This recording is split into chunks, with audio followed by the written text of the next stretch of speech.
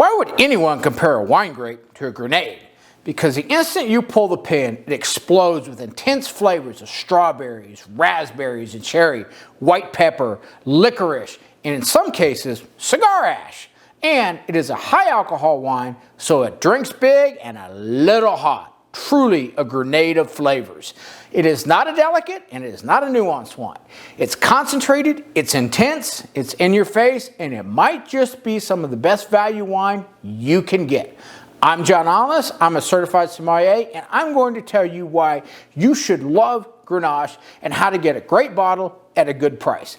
If you love wines that are soft, round, full-bodied, and absolutely bursting with flavor, keep watching so you can drink a wine most people have never heard of. To get great value and great wine, you have to know 3 secrets. Secret number 1, know your grapes so you know what you're getting in the glass. Grenache, known as Garnacha in Spain, is a medium tannin, medium acid, high alcohol, and interesting, light to medium ruby in the glass, even though it is a very full-bodied wine.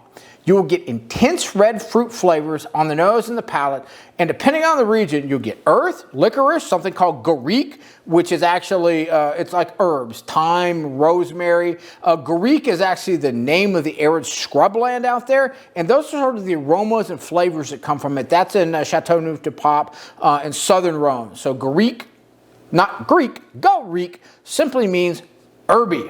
And you can even get some cigar ash as well. Luckily, Grenache is not a weird wine or a snooty wine. And if you like fruity wines like Merlot or Zinfandel, you are going to love Grenache.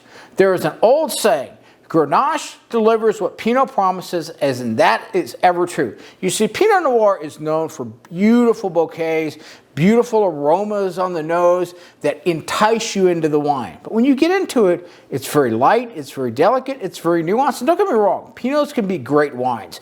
But it's a little bit of a letdown from what the nose promises and the palate delivers, unless you're an experienced Pinot drinker.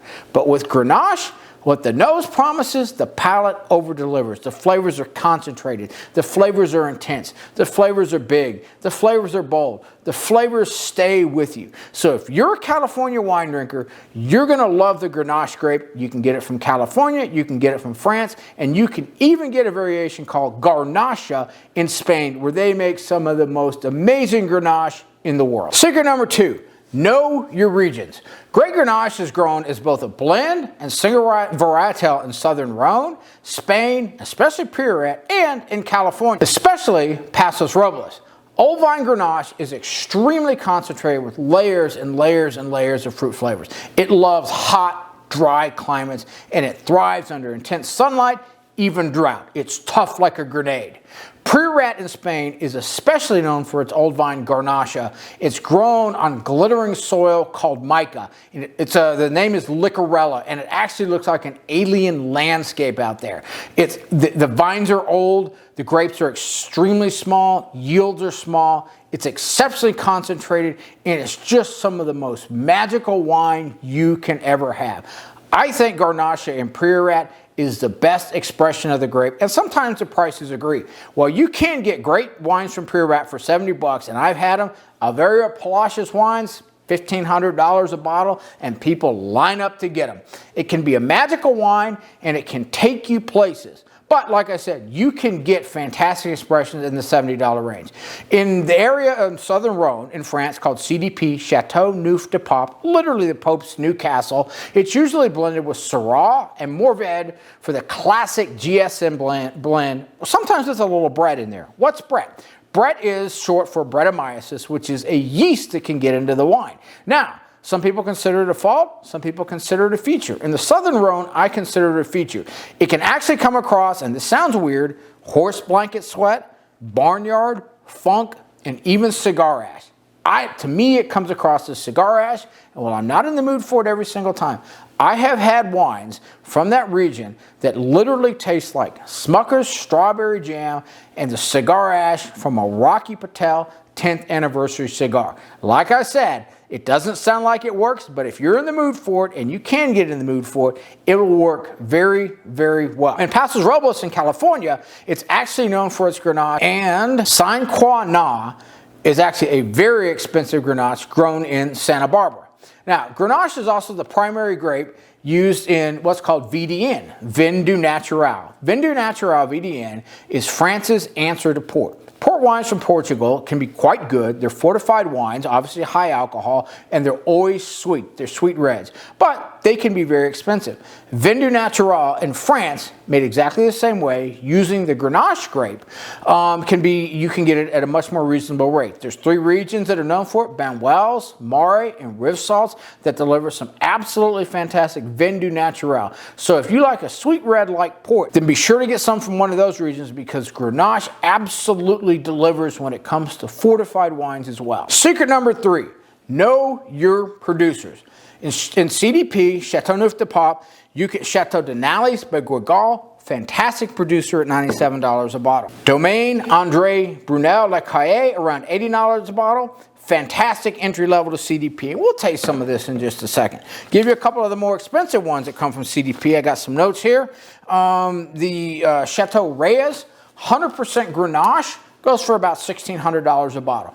And Chateau Rayas is so good that it was actually many decades ago, some of it was actually blended into some of the Burgundies to give them a little bit more heft. That doesn't happen anymore, but that shows you how fantastic that wine can be. And at $1,600 a bottle, it dang well better be. Now you get Chateau Beaucastel, Homage de Pape. That goes for $550. But the regular Chateau Beaucastel, you can get from $90 to $120 a bottle. Quite enjoyable. Clos du Pape, $130 a bottle. And these 2 that I showed you. Now, if you want to go to California to get some Grenache, Dave Finney of Orange Swift Winery loves Grenache. And the only one that I really recommend is go get yourself a bottle of his Machete. You can see all the crazy labels on it. It is absolutely fantastic in the way California Grenache should be. Very fair price at $54. And again, if you want to go to Priorat in Spain, Priorat can be very interesting because they can be hard to get, and sometimes you're limited to what's in front of you at the store. But if you find a great expression of Priorat for around $70 or so, it's a fantastic entry level to some of the most amazing Garnacha you are ever going to have. There's a minerality that comes in and defines it. There's a little bit of an ethereal character to it. The landscape is alien, and you can literally taste the landscape in the wines. They are the most intense, flavorful experiences in wine that you're ever going to have. Start with one around $70, and if they really grab you, you can spend as much money as you want, but for Priorat in Spain, it's going to be worth it. All right, let's go ahead and taste some Garnacha, and I'm going to give you my initial impressions of what's in the bottle. This is the Domaine André Brunel. I just opened it. I made another video, a longer one, that I'm going to give my proprietary whole bottle review in. You can find that on my channel, but we are going to give this a try, and I am going to give you the tasting notes that I immediately get from it. Let's see if we get any Brett. Let's see if we get any cigar ash. Let's see if we get any Garrique in it. $80 a bottle. Very good producer, very well known. I'm going to drink this whole bottle later on so I can give you my whole bottle review. I'll do that in another video on my channel. But let's have a taste of it and see what we get. As expected, we get intense red fruits on the nose. You could say cherry. You could definitely say strawberry. You can say raspberry. And there's a little bit of herbaceousness behind it. Maybe a little thyme, maybe a little rosemary. I hate to use the word Garrique because it doesn't really mean anything to me, but there is a little bit of an herbaceous quality to it. Let's have a taste.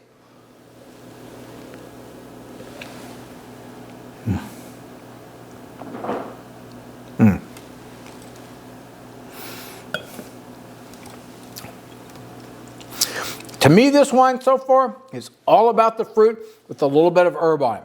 All the red fruits I just described, strawberry, a lot of raspberry, black cherry are there. They're swirling, they're melding together. Tiny little bit of herbaceousness behind it, but I'm going to be interested to see where this wine goes. So, if you're getting interested in wine and you haven't tried Grenache yet, try one from each of these regions. Try one from Pasos Robles in California. Try one from Chateauneuf du Pape. Try one from Priorat in Spain. And you are going to have an amazing bottle of wine. Now, what's better than one amazing bottle of wine? A video about another amazing bottle of wine. So be sure to watch my next one coming right up.